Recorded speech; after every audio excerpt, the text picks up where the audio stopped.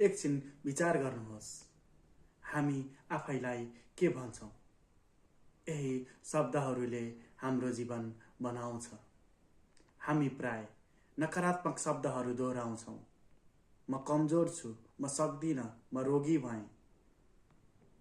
यिनै शब्दहरूले हाम्रो मन, विश्वास, कर्मलाई नियन्त्रण गर्छन् अनि हामी कमजोर हुन्छौँ।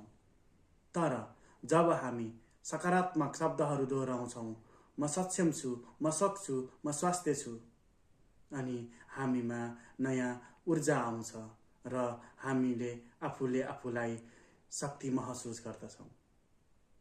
सकारात्मक शब्दहरू केवल शब्दहरू मात्र होइनन्, यी त हाम्रो भावना, ऊर्जा र कर्मसित मेल खान्छन् र हाम्रो आत्मालाई जागृत बनाउँछन्।